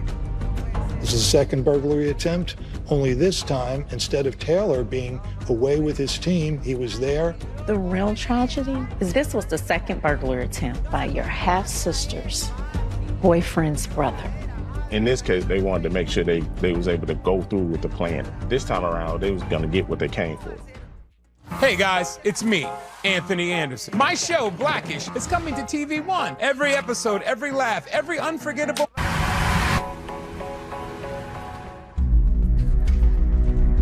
On November 26, 2007, while rehabbing a knee injury he'd sustained during an NFL playoff game just 2 weeks prior, 24-year-old and 2-time Pro Bowl player Sean Taylor was home with fiancée Jackie Garcia and the couple's baby girl. While the family of 3 slept peacefully in the confines and safety of their Palmetto Bay home, 19-year-old Jason Mitchell and his newly assembled crew worked to devise their plan to rob Sean of the cash, jewelry, and other valuables he kept in his home. But as the intruders made their way onto Sean's property and inside the house, the young assailants were confronted with a shocking revelation. The intruders entered through an unlocked gate and broke into the house through a rear door, believing the home to be empty. They thought he was out playing football. He wasn't supposed to be home. In the wee hours of the morning of November 27th, a former acquaintance of NFL player Sean Taylor attempted a second burglary at his Palmetto Bay home. Leading the invasive home heist was 19-year-old Jason Mitchell and a small group of young men, all in their teens. Amongst the group of young accosters was 17-year-old Eric Rivera, who was armed with a 9mm handgun. One of the unfortunate things about it, I should say, is Eric Rivera was 17 years old. All of these young men were from the Fort Myers, Florida area or the surrounding community. Sean's from Miami, so he really loved the guys from Miami. And as the crew of local Florida boys crept through the house, thinking that they were alone, Sean and Jackie had been jolted awake by the noise and quickly realized they were not. Imagine being jolted away from a peaceful sleep. Taylor immediately left into protection mode to confront the intruders with a machete he kept for protection. Sean did everything he could to take the danger away from them and put it all on him. Sean confronted the intruders and was met with gunfire at his bedroom door. In the ensuing confrontation, he was shot in the leg, severing his femoral artery. In the heat of the commotion, 4 of the 5 assailants scrambled to flee the scene once they realized Sean Taylor was in fact at home with his fiancée and the couple's baby girl. But before the criminal culprits could escape, one of them fired off shots into the bedroom of Sean Taylor's home. Reportedly, the shooter never stepped inside. The shooter took 2 shots, one hitting Sean, one hitting a wall. Sean's fiancée, Jackie Garcia, was with him at the time. She called 911 in a state of panic, trying to get help while still comforting their young daughter. It was chaotic. Jackie was on the phone with 911 pleading for them to come help, save Taylor's life. The intruders fled, leaving behind confusion and bloodshed. What started as a simple burglary masterminded by 19-year-old Jason Mitchell turned catastrophic when 17-year-old Eric Rivera fired 2 shots into the bedroom where Sean, his fiancée Jackie, and the couple's baby girl were sleeping. Although the intruders were able to escape and Sean's act of bravery was able to keep his fiancée and baby daughter safe, the gunshot wound to his leg proved serious, sending the paramedics, the police, and the media into overdrive. Paramedics worked fast to stabilize him, but it just didn't work. The news of the shooting spread rapidly, shocking the sports world.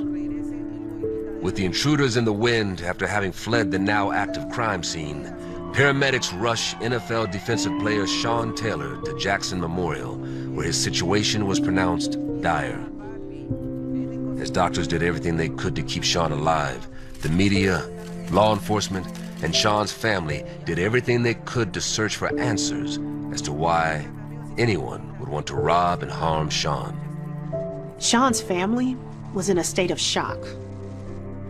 They remained by his side at the hospital, hoping for a miracle as they dealt with the media frenzy. It seemed like news outlets across the country scrambled to provide updates, with journalists camped outside the hospital and his home, eager for any new information.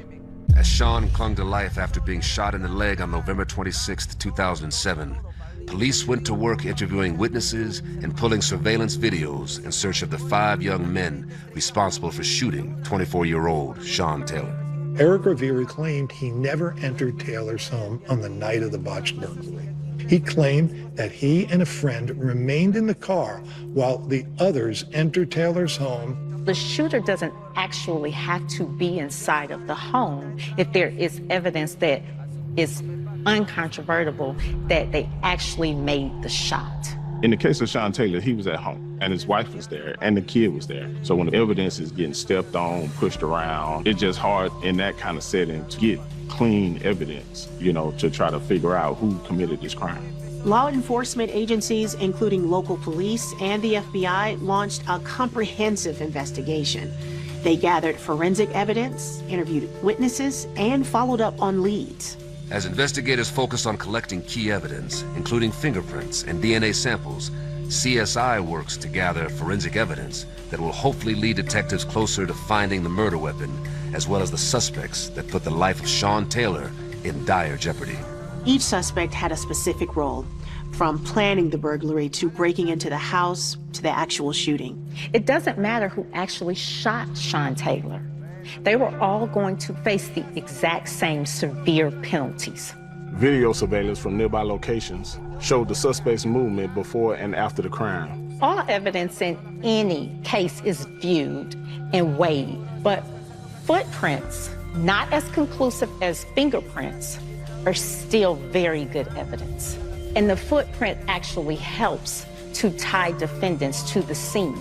As the investigation kicked into high gear, with law enforcement sifting through evidence and zeroing in on leads to the 5 young men responsible for the shooting of Sean Taylor, the former Hurricane college football standout and current NFL Pro Bowler, Sean Taylor was in critical condition and fighting for his life. But after emergency efforts from the medical staff failed, Sean Taylor was placed on life support at 2:41 a.m. and was pronounced dead at 3:35 a.m. on November 27th.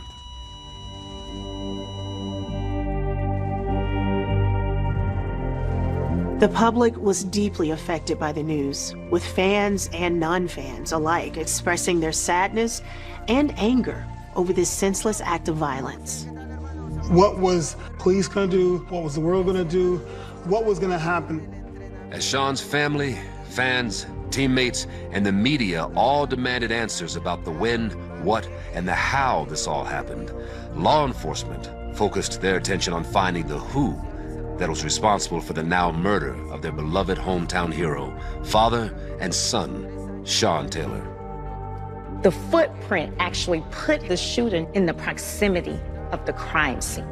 And so that's really important. And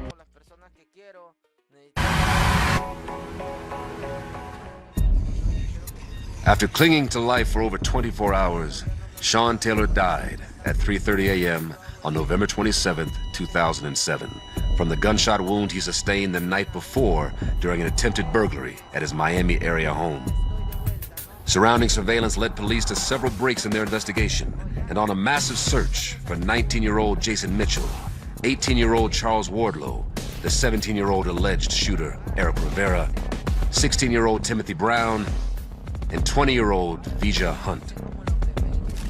With both local and national media attention on bringing justice to those responsible for the death of Sean, authorities caught another break when 20-year-old Vija Hunt turned himself into police with hopes to cop a plea for his involvement in the burglary turned murder of 24-year-old Sean Taylor. Vija Hunt claimed that he and a friend remained in the car while the others entered Taylor's home, driven by the belief that Taylor kept large amounts of cash inside. Vija Hunt did confess to police in a sworn statement. Mitchell was the alleged mastermind. As part of his confession and a negotiated plea deal, Hunt informed police that Mitchell initiated plans for the robbery when he first discovered that Sean Taylor kept large sums of cash in his Palmetto home. Mitchell stated that he'd first discovered that Sean kept money in his house when he and his brother attended a birthday party Sean hosted for his sister Sasha approximately a month prior. A birthday party at his house in Florida. Along with his sister, Sean allowed her boyfriend, Devon Wardlow, and his brother, Jason Mitchell, to stay at his house for the party. That was the event where all of this happened. After Hunt's confession, it didn't take long for police to pinpoint the whereabouts of 3 of the other suspects. Most confessions come from a feeling of shame, a feeling of guilt, where they feeling bad about what has taken place. It's tragic to see lives so young already set on a path of destruction. These were teenagers, and yet their choices not only shattered a family, but also sealed their own fates. The weight of the responsibility they now bear is immense. And it's a stark reminder of how quickly life can change, how quickly it can be ruined. The suspect who actually killed Sean, who actually shot Sean, was a teenager at the time. And I can't help but think about Sean as a teenager and having his challenges growing up and falling into the wrong crowds. And so Sean was an example for a lot of young men from that community that you can make it out. So it's that much more heartbreaking that it was a teenager that took Sean's life. Is this a kid that has a history of making mistakes, making bad decisions, committing crimes, and terrorizing the neighborhood? Or is this just a kid that has a good home, good family, and wants to do the right thing, but is influenced by certain people? The suspects' backgrounds, including their previous criminal records and socioeconomic conditions, were all considered during the discussions. Well, look, it makes a world of difference because the longer your client's rap sheet is, as we call it, the less able you are going to be to work out a reasonable resolution of the case. And moreover, those kind of records convince the police and the other agents that they got the right people. And with corresponding rap sheets for 3 of the 5 young men in question, the only thing police needed now to solidify a solid case and bring justice to Sean's family for his senseless murder was to confirm the match of the sneaker print found at the crime scene, as well as locate the murder weapon to help identify the shooter in order for police to make an arrest. It appeared that investigators were getting closer to finding out what really happened that night. An investigator observed that the tread on Jason Mitchell's sneakers, which were seized from his home, matched the footprint at Sean Taylor's residence. This evidence was a significant development in this case. Under questioning by District Attorney James Carruthers, Eric Rivera denied any involvement in shooting Sean Taylor or disposing of the handgun. Rivera also rejected claims that he wore shoes matching the prints found at Taylor's house and insisted that the idea of robbing Taylor's home was not his. So there's many challenges that when it comes to collecting evidence in a timely manner. So you have to first hurry up and get to the scene before anything gets contaminated or tampered with by weather or bystanders that came to observe the scene. Despite the many challenges law enforcement faced surrounding the case, with the help of the community, the media, and Vinja Hunt's confession, police were able to make arrests. Law enforcement used a combination of evidence and statements to track down the suspects, leading to multiple arrests. The other defendants, Eric Rivera Jr., 18, the alleged gunman, Charles Wardlow, 19, Jason Mitchell, 20, and Timmy Brown, 17, who was arrested in May, 6 months after the others waived their rights to a speedy trial, meaning the case could drag on for years.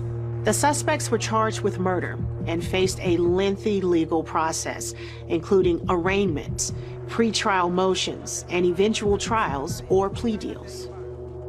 With one suspect having taken a guilty plea deal and the others remanded into police custody, the community anxiously awaited their fate, knowing the journey to justice wasn't over just yet. As a judge, it is always my job to weigh the rights and fairness and due process of every defendant, along with justice for the victim and their families, but also the immediate and future safety of the public. But anytime you're dealing with young defendants, it is always going to be a lose-lose for everyone, because they're always going to be irreparable harm. But we are the justice system, and we have to address the danger to the community. You know, everyone just wanted justice. While Sean's family, friends, team, and community mourned the devastating loss of 24-year-old Sean Taylor, police did everything they could to ready the prosecution for a fight in court. Although the strategic move to negotiate a plea deal spared 20-year-old Vinja Hunt life in prison, the prosecution wasn't going to be as generous with the fate that awaited the others who aided in the crime. Everyone just wanted justice served for him and his family. Most suspects are never quick to confess. You know, they don't want to be prosecuted. They don't want to go to jail. They don't want the person that they did whatever to retaliate on them. For both the defense and the prosecution, the journey to justice wasn't going to be easy. Both sides knew that the suspects' ages were going to be a factor, and the inconsistencies of each of their stories could potentially derail the case. Every defense attorney's responsibility is to zealously represent their client, regardless of whether or not they personally believe them to be innocent or guilty. The prosecution argued that the suspects committed a planned burglary and were responsible for Sean's death. Eric Rivera insisted that his confession had been coerced by police through intense pressure and alleged threats made against his family. This case was complicated from every possible angle. The defense challenged the reliability of the forensic evidence and the validity of the confessions, arguing that the suspects were coerced or misunderstood their rights. They are ready to be victims. And a lot of them don't realize that they, especially young ones, they continue to go about their lives thinking that there isn't going to be any price to pay for their crimes. Regardless of the obvious evidence stacked against them, the state and prosecutors knew that with so many different defendants, all with a variety of conflicting stories, justice for Sean Taylor seemed bleak. The prosecution presented a compelling case based on the foundation of forensic evidence, witness testimonies, and confessions. This case highlighted issues around home security, youth crime, and the importance of forensic evidence, potentially influencing public policy and legal practices. The defense focused on mitigating factors such as the suspect's background, intent, and challenged all of the prosecution's evidence and methods. And with the family, Sean's team, and public demanding answers, the pressure on the prosecution was on. Many expressed their hope for justice, sharing how deeply Taylor's loss had affected them. When the shooting first happened, I wasn't sure if this was a targeted attack or a random, senseless act of violence. Either way was not going to bring Sean back, but having some kind of answers would have helped to give the entire community and myself some kind of support in moving forward. With their backs against the wall, prosecutors put an unexpected but key witness on the stand with hopes to solidify their case and bring justice once and for all to Sean and Sean's family. The primary layer of motivation is they got to get somebody and get him quick. And the reason for that is when you have a famous star athlete like that who's killed in his own home, there is a lot of pressure on the prosecutors to get somebody. The real tragedy is being killed by your half-sister's boyfriend's brother. There are lots of reasons why a prosecutor would want to have a sealed proceeding. Defense attorneys often want sealed proceedings too, because they want to protect something from about their client that they don't want the public to know, and the public maybe should not know. After heartbreaking testimony of Sean Taylor's half-sister Sasha Johnson, the tables to the defense's position changed drastically. The emotional testimony from Sean Taylor's family added a moving layer to the proceedings, reminding those present of a human cost to the crime. The suspects initially denied involvement, but eventually they confessed under interrogation, revealing the details about the planning and execution of the crime. Well, when you don't have a murder weapon, it becomes that much harder to put all the pieces together. A murder weapon helps, but it's certainly not the only thing you need in order to make sure you're convicting the right person.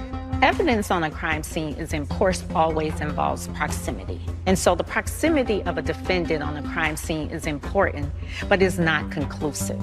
We always want to consider the entirety of the evidence. And so the shooter doesn't actually have to be inside of the home if there is evidence that is uncontrovertible that they actually made the shot. So I think that's important. If you can tie the gun to the defendant, that's equally as important as actually entering the home.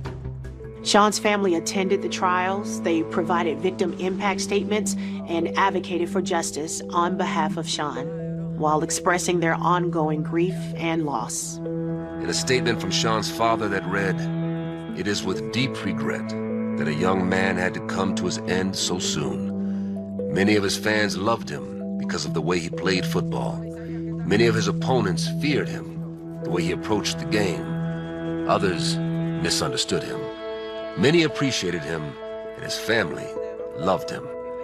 I can only hope and pray that Sean's life was not in vain, that it might touch others in a special way." With both the defense and the prosecution resting, the fates of Jason Mitchell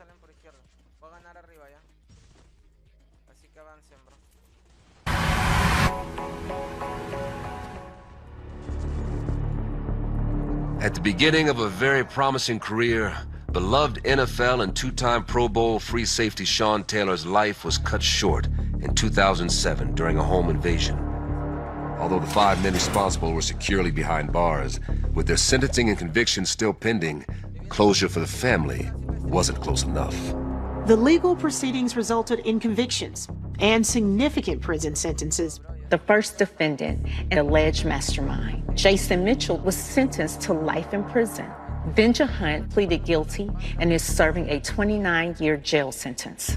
The other defendants, Charles Wardlow, Timmy Brown, and Eric Rivera Jr., the alleged gunman, was convicted of murder and sentenced to 57.5 years. For many, seeing the young men responsible for Taylor's death face long prison terms brought closure, while others felt empathy for the defendants and believed the punishments were too severe given their ages and backgrounds. 6 young lives were destroyed over money. It's tragic to see lives so young set on a path of destruction. These were teenagers, and yet their choices not only shattered a family, but also sealed their own fates. The resolution provided a measure of justice for Sean's family and the community, though the loss of Sean remained a deep and enduring sorrow. We spent time off the field. To have somebody that was close to me, protected me.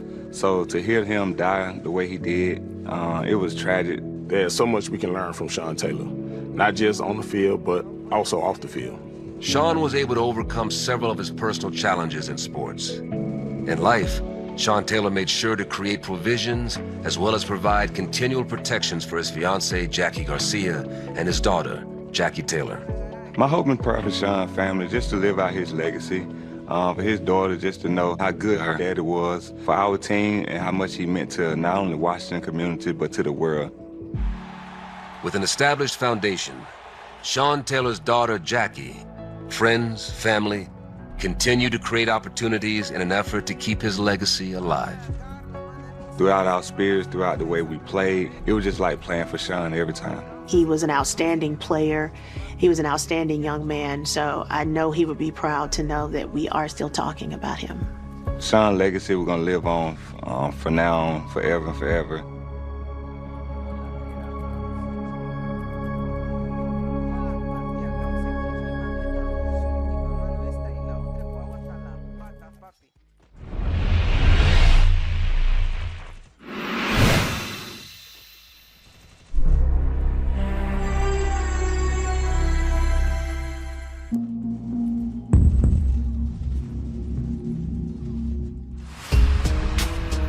In a sleepy Atlanta enclave, a horror story unfolds. There should be more blood. We're talking about 13 bullets through a person's body. A tireless detective. Victim had to know the killer. My goal is to take somebody off the streets that doesn't need to be on the streets. Must uncover clues. It's like his body just fell out of the sky. In a puzzling murder mystery. He was starting with zero. I am under the impression that he was set up. I feel like you're holding something back from me. I'm not. Uncovering the truth. I noticed these on the night that it happened. Leads to an unexpected twist. Was the